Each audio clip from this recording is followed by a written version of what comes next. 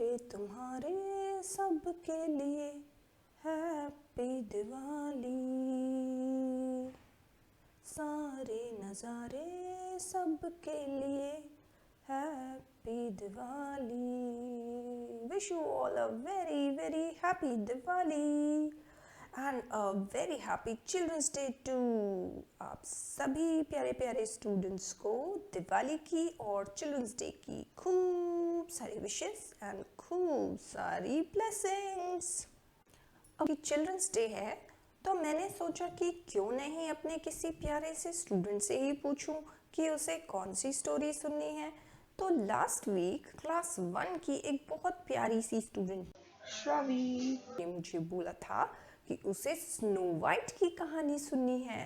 तो इसलिए आज के सुनो कहानी सीजन 1 स्टोरी नंबर 15 सेशन में हम सुनेंगे स्नो वाइट की कहानी। और इस कहानी को मूवी फॉर्म में बनाया है डिज्नी ने। तो चलिए फिर शुरू करते हैं। एक बार की बात है, एक बहुत प्यारी स्वीट सी छोटी सी प्रिंसेस थी जिसका नाम था स्नो वाइट। स्नो वाइट की एक बहुत ही bad and wicked step mom होती हैं जो बहुत बैड होती हैं लेकिन बहुत ब्यूटीफुल भी होती हैं।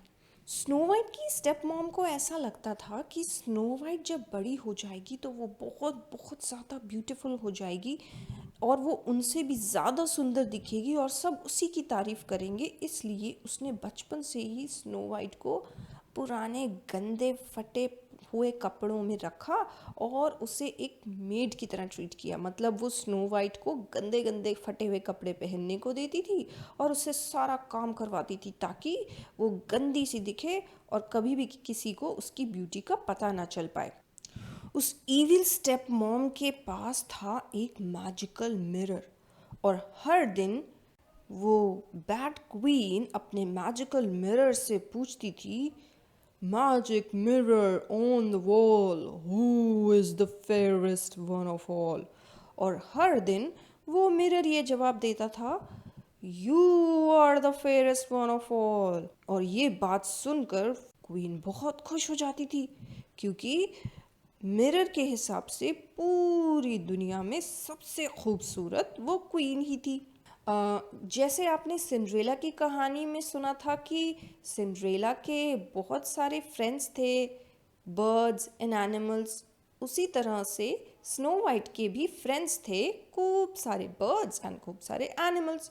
तो एक दिन जब स्नो वाइट अपने फ्रेंड्स पिजन्स के साथ गाना गाते गाते काम कर रही थी और वेल से पानी भर रही थी, तभी वहाँ पर अचानक से एक प्रिंस आ जाता है जिसे स्नो वाइट बहुत अच्छी लगती है। वो स्नो वाइट का नाम पूछता है लेकिन स्नो वाइट उसे देखकर घबरा जाती है क्योंकि उसने आज तक कभी भी किसी से बात नहीं की थी। उसकी मॉम ने उसे किसी से भी बात करने से मना किया था और वो घबराहट से दौड़कर अंदर चली जाती है। वैसे तो स्नो वाइट को वो प्रिंस बहुत अच्छा लगा था पर स्नो वाइट उससे बात नहीं कर पाती क्योंकि वो अपनी मॉम से बहुत डरती थी। अब एक दिन ऐसा आया जब कैसल में फिर से रोज की तरह क्वीन मिरर के सामने गई और उसने मैजिक मिरर से पूछा, magic mirror on the wall, who is the fairest one of all? और इस बार मैजिक मिरर ने पता है क्या कहा? मैजिक मिरर ने कहा, एक लड़की है जो फटे पुराने कपड़े पहनती है, जो इस पैलेस में मेड की तरह काम करती है, लेकिन वो इतनी वाइट है जैसे कि स्नो। और ये बात सुनते ही इविल क्वीन हैरान हो जाती है, क्या स्नो वाइट? स्नो वाइट मुझसे ज़्यादा ब्यूटीफुल है? अच्छा, अब बताती हूँ उसे, इसका तो कुछ करना ही पड़ेगा। और वो अपने एक सोल्जर को बुलाती हैं और उससे कहती हैं, ले जाओ इस स्नो वाइट को घने जंगल के बीच में और वहाँ जाकर उसे मार डालो और उसका दिल निकाल कर मेरे पास लेकर आओ ताकि मुझे यकीन हो जाए कि तुमने उसे मार दिया है। उसकी बात सुनकर सोल्जर बहुत घबरा जाता है, क्योंकि स्नो वाइट तो उनकी इतनी प्यारी प्रिंसेस थी। अब वो स्नो वाइट को मारना तो नहीं चाहता था, पर क्योंकि क्वीन का ऑर्डर है तो इसलिए वो यस बोल देता है और स्नो वाइट को अपने साथ जंगल के बीच में ले जाता है।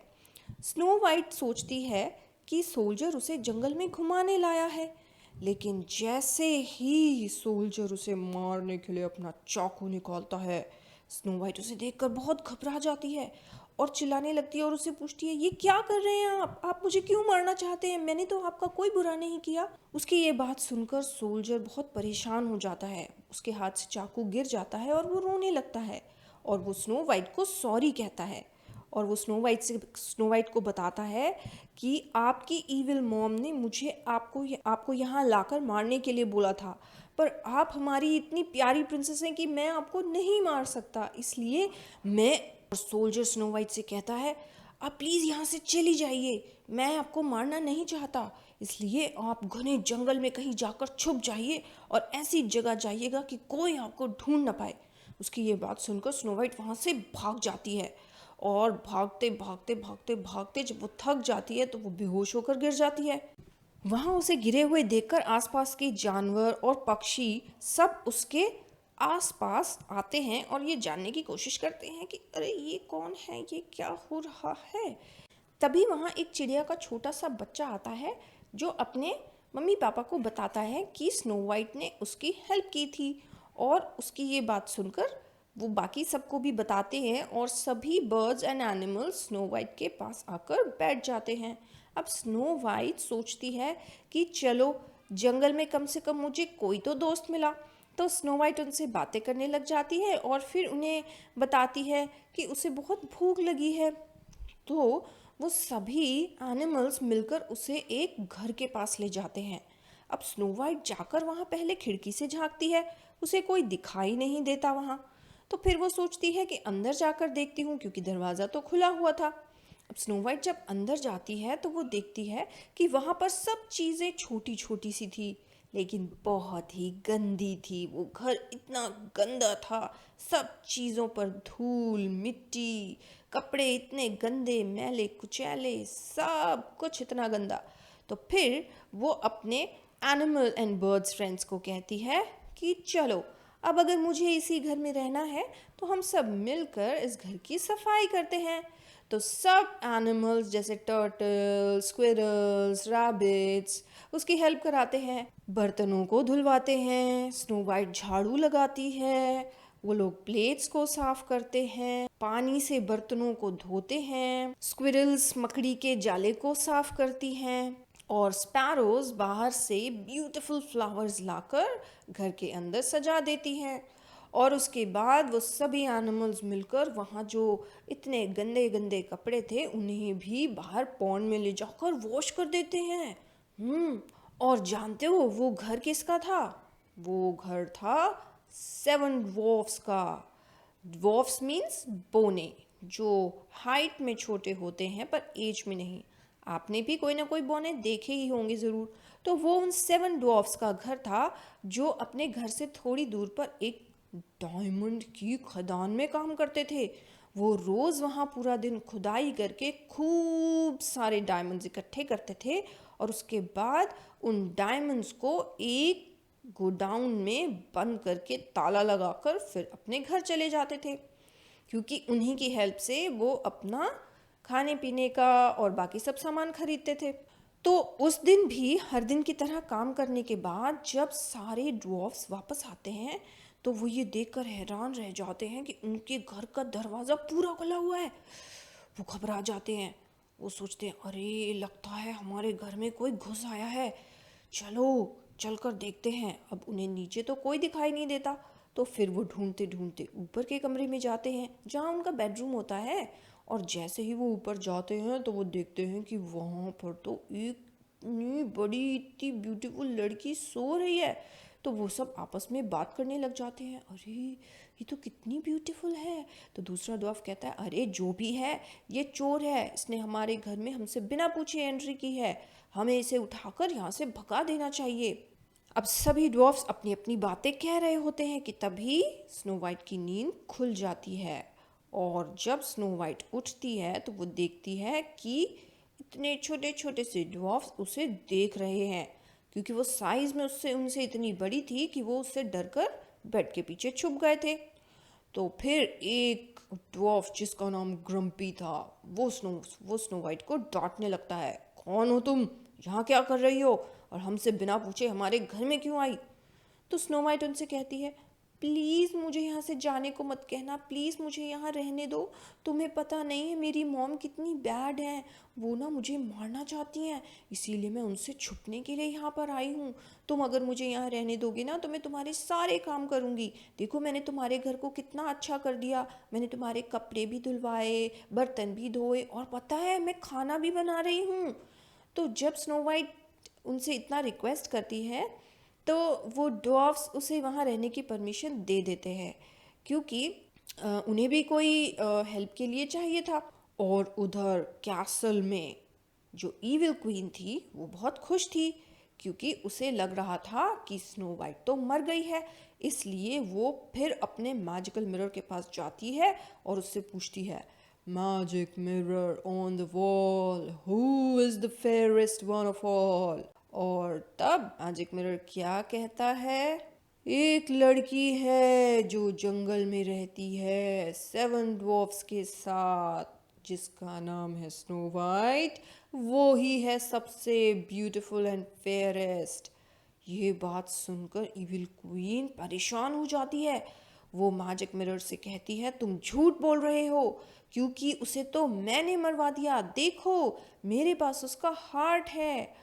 और तब मैजिक मिरर उसे बताता है कि ये स्नो वाइट का हार्ट नहीं है, ये तो एक डेड पिग का हार्ट है, जिसे तुम्हारे सोल्जर ने इस बॉक्स में डाल दिया तुम्हें बेवकूफ बनाने के लिए। मैजिक मिरर की ये बात सुनकर इविल क्वीन को बहुत गुस्सा आता है और वो सोचती है, अब तो मुझे ही कुछ करना पड़ेगा। और वो जाती है नीचे अपने तहखाने में और खूब सारे मैजिक ट्रिक्स को यूज़ करते हुए वो अपने आप को बना लेती है एक ओल्ड लेडी। और उसके बाद वो फिर अपनी मैजिक ट्रिक से बनाती है एक पॉइजनस एप्पल, और जिस एप्पल को वो स्नो वाइट को खिलाएगी और उसके बाद स्नो वाइट बहुत गहरी नींद में सो जाएगी। जैसे आपको याद है बच्चों, मेलेफिसेंट की स्टोरी में जब मेलेफिसेंट प्रिंसेस ऑरोरा को कर्स करती है और उसके बाद जब वो स्पिंडल व्हील को टच करती है तो वो सो जाती है, ऐसे ही इस पॉइजनस एप्पल को खाने से स्नो वाइट भी हमेशा के लिए सो जाने वाली थी। और अपनी इस प्लानिंग के साथ इविल क्वीन ढूंढते ढूंढते जंगल में 7 ड्वार्फ्स के घर पहुंच जाती है। और 7 ड्वार्फ्स उस वक्त तो काम पर गए हुए थे, तो स्नो वाइट घर में अकेली थी, इसलिए वो बहुत आसानी से उस घर में घुस जाती है और स्नो वाइट से कहती है, बेटा प्लीज़ तुम मेरे ये सारे एप्पल ले लो, मैं बहुत गरीब हूँ, अगर तुम मेरे ये एप्पल्स ले लोगी तो मेरी बहुत मदद हो जाएगी। और तुम्हें पता है ये जो स्पेशल एप्पल है ना, ये मैजिकल एप्पल है। हाँ, ये मैजिकल एप्पल है।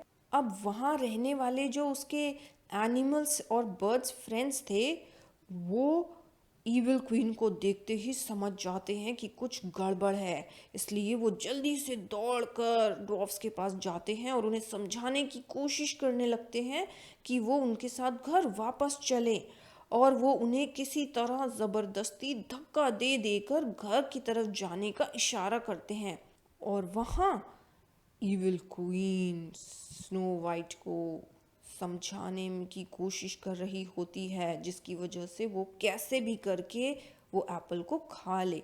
वो उसे कहती है, तुम्हें पता है बेटी, ये मुझे एक गुड विच ने दिया था, उसने कहा था कि अगर इसकी एक बाइट लेकर कुछ विश मांगते हैं तो वो पूरी हो जाती है। बेटा मुझे तुम परेशान लगती हो, तुम इसे खा लो, तुम्हारी विश पूरी हो जाएगी। और स्नो वाइट क्योंकि बहुत इनोसेंट थी, वो उसकी बातों में आ जाती है और एप्पल को बाइट करती है और विश मांगती है कि जिस प्रिंस को उसने पहले देखा था वो प्रिंस उसे दोबारा से मिल जाए। लेकिन जैसे ही वो एप्पल खाती है, एप्पल के पॉइजन का असर उस पर होता है और वो सो जाती है गहरी नींद में। अब ईविल क्वीन तो बहुत खुश हो जाती है और वो जल्दी से वहाँ से भागने की तैयारी करती है, पर जैसे ही वो घर से बाहर निकलती है वो देखती है कि सारे ड्वार्फ्स वापस आ गए हैं और उन्होंने उसे देख लिया है। अब अपने आप को बचाने के लिए वो वहाँ से भाग जाती है, लेकिन 7 ड्वार्फ्स उसका पीछा नहीं छोड़ते और उसके पीछे पीछे आते हैं। अब भागते भागते इविल क्वीन एक पहाड़ी पर पहुंच जाती है और पहाड़ी के ऊपर पहुंचकर वो सोचती है कि अब तो मैं इनसे बच ही जाऊंगी, लेकिन 7 ड्वार्फ्स फिर भी उसके पीछे पड़े रहते हैं। तो वो क्या करती है, वो एक बड़ी डंडी लेती है और वहाँ पर रखा हुआ एक बहुत बड़ा पत्थर, जिसे वो डंडी से हिलाकर उसे ड्वार्फ्स के ऊपर गिराने की कोशिश कर रही होती है। लेकिन अचानक से आसमान से बिजली कड़कती है, जिसकी वजह से जहाँ इविल क्वीन खड़ी होती है वो ही पत्थर टूट जाता है और इविल क्वीन सीधा नदी में गिर जाती है। अब 7 ड्वार्फ्स जब देखते हैं कि अरे इविल क्वीन तो नदी में गिर गई, तो फिर वो भागकर वापस जाते हैं स्नो वाइट के पास। पर स्नो वाइट तो तब तक गहरी नींद में सो चुकी थी, क्योंकि उसके ऊपर पॉइजनस एप्पल का असर हो गया था। तो सभी ड्वार्फ्स बहुत सैड हो जाते हैं। वो 7 ड्वार्फ्स मिलकर उसके लिए गोल्ड एंड ग्लास का एक बॉक्स बनाते हैं और उसे उस बॉक्स में लिटा देते हैं। अब वो 7 ड्वार्फ्स बहुत सैड होते हैं, बहुत सैड होते हैं और उन्हें ऐसा लग रहा होता है कि काश अगर वो उस दिन काम पर नहीं गए होते तो शायद वो स्नो वाइट को बचा पाते। पर आपको याद है स्नो वाइट की विश के बारे में जो उसने मांगी थी? अचानक वहां पर वही प्रिंस आ जाता है स्नो वाइट को ढूंढते ढूंढते, जो उसे पहले मिला था। और वो जब आकर देखता है कि स्नो वाइट हमेशा के लिए गहरी नींद में सो गई है तो वो बहुत सैड हो जाता है। लेकिन जैसे ही वो स्नो वाइट को टच करता है तो स्नो वाइट अपनी आईज ओपन कर देती है। जैसे मेलेफिसेंट की स्टोरी में जब मेलेफिसेंट ऑरोरा को टच करती है तो ऑरोरा उठ जाती है, ऐसे ही प्रिंस जब स्नो वाइट को टच करता है तो स्नो वाइट उठ जाती है। और उसके उठते ही सभी ड्वार्फ्स बहुत बहुत खुश हो जाते हैं। प्रिंस भी खुश हो जाते हैं, ड्वार्फ्स भी खुश हो जाते हैं, खुशी के मारे नाचने लग जाते हैं। और उसके बाद प्रिंस स्नो वाइट को लेकर चला जाता है। वो उसे अपने पैलेस में ले जाता है और वहाँ वो खुशी खुशी रहते हैं। And they lived happily ever after. अब क्योंकि हर कहानी से हम कुछ ना कुछ सीखते हैं, तो इस कहानी से हमने क्या सीखा? मुझे लगता है इस कहानी से भी हमने यही सीखा कि अगर हम अच्छे होते हैं और अच्छा काम करते हैं तो हमें अच्छा ही फल मिलता है। जैसे स्नो वाइट अच्छी थी इसलिए उसे अच्छे फ्रेंड्स मिले और उसके साथ एंड में अच्छा ही हुआ। और जो ईविल क्वीन थी, क्योंकि ईविल क्वीन बहुत बैड थी और वो बुरी बुरी चीज़ें सोच रही थी और बुरे काम कर रही थी, इसलिए लास्ट में उसके साथ ही बुरा हुआ। तो हमें ये सीखना है कि हम अगर अच्छे काम करते हैं तो हमें अच्छा फल मिलता है और बुरे काम करेंगे तो बुरा फल मिलता है। यही सब हमारे साथ भी होता है, इसलिए हमें अच्छा सोचना चाहिए, अच्छे काम करने चाहिए और अपनी तरफ से दूसरों की मदद करने की कोशिश करनी चाहिए। तो इसी मैसेज के साथ एक बार फिर से आप सभी को happy happy Diwali and happy happy children's day. खूब मस्ती से स्पेंड करिए, अपने पेरेंट्स के साथ मज़े करिए, गेम्स खेलिए, तंबोला खेलिए, बिंगो खेलिए, चिल्ड्रंस डे सेलिब्रेट करिए और फिर हम मिलेंगे नेक्स्ट स्टोरी सेशन में। तब तक के लिए bye bye, take care, stay home, stay safe.